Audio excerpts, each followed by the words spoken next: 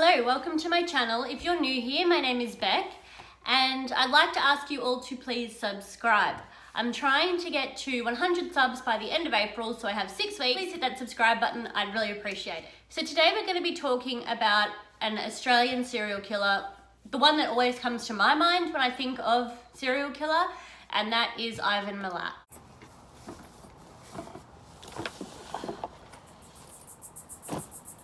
Ivan Robert Marco Milat was born on December 27th, 1944 to Stephen and Margaret Milat. He was born in Guildford, New South Wales, and he was the fifth of what would become 14 children. Him and his brothers had a very bad reputation around town. Not much was known about the family because they did tend to keep to themselves.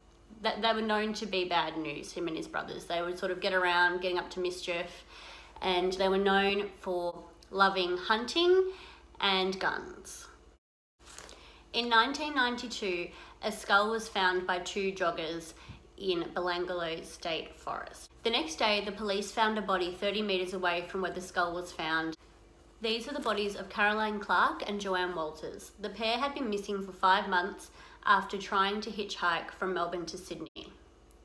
The murders were not only gruesome, but they were excessively violent. Joanne was stabbed 14 times, 9 of which were in her spine, which would have caused her to be paralysed, most likely before death, and Caroline was shot 10 times in the head. In 1993, the bodies of Deborah Everest and James Gibson were found, also in Belangolo State Forest.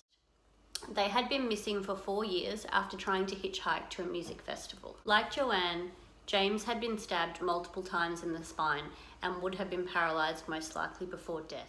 Deborah had been savagely beaten to death. The next to be discovered was Simone Schmidl. Excuse me if I'm saying that wrong. She was a German backpacker who went missing in 1991 after trying to hitchhike. Like 2 of the previous victims, she had 8 stab wounds and 2 of which had severed her spinal cord. On November 3rd, 1993, 2 more bodies were found. These names are very hard to say and I don't want to be disrespectful. They were the bodies of Anya Habshid and Gaba Nugabura. They were found in shallow graves. Anya was decapitated and her head was actually unfortunately never found, and her boyfriend had been shot 6 times. Police launched a huge search. They were putting out media broadcasts in all different countries. As all of these people that were showing up were backpackers, they were hoping to find a story of survival. Somebody who had been approached by this killer and had made it away. They'd lived to tell the tale. Paul Onions came forward to speak of a horrifying experience that he had had whilst in Australia. He said that he was trying to hitchhike and someone had picked him up and that they had pulled over, went into the back of their ute and came back with a gun and said, "Do you know what this is?" And as soon as he saw that, he jumped out of the car and ran off. He was the only person to have ever come forward to say that he'd survived. Unfortunately though, due to the huge amount of tips that were coming in at this time, his report and statement were lost. So this didn't get investigated and his statement didn't get followed up on for nearly 5 months. Given the general area and the fact that almost all the Milat brothers had criminal histories, they were under the microscope a bit. The police had them in their sights. They were thinking that they could have something to do with all of these bodies showing up, and they had started to look into them.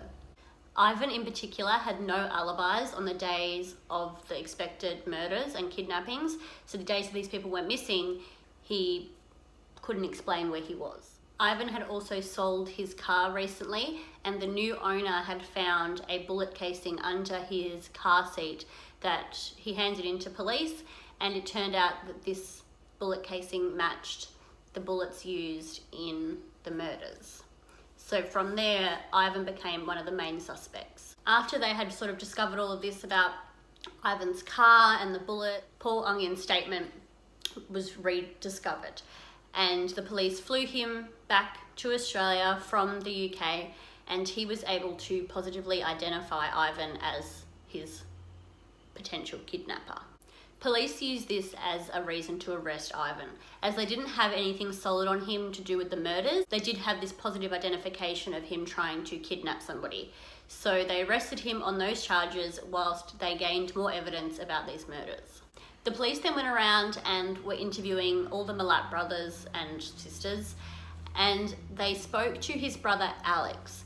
Now Alex handed over to them a backpack that was given to him by Ivan, and it turned out this backpack belonged to Simone Schmidl.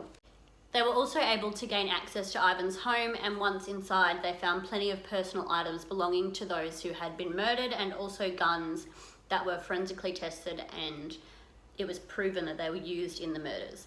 So from here, they pretty much knew that it was him, and the case went to trial. On July of 1996, he was convicted of all 7 murders and sentenced to a life sentence for each, to be served consecutively with no chance of parole.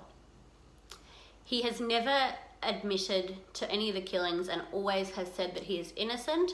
So if there is any other people that he killed, we may never know.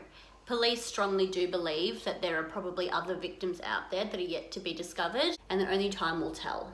He's currently 73 years old and will spend the rest of his life in jail. If you did enjoy this video, please give me a thumbs up. Leave me a comment down below and let me know if there are any other cases of murders or anything like that that you want me to cover. I didn't go into heaps of detail as I wasn't sure how long of a video someone would want to watch on something like this. I know I personally like videos that are about 45-minute long and go into lots and lots of detail, but I wasn't sure what you guys would want to see. So leave me a comment and let me know if you want the videos to be longer, with more detail, or shorter and more to the point, or if this is perfect. Let me know. I hope you have a good day. Stay safe. Don't hitchhike. It's dangerous. And I'll see you next time. Bye. Just wait for Jelly to be done. She's just out there protecting me from all the serial killers.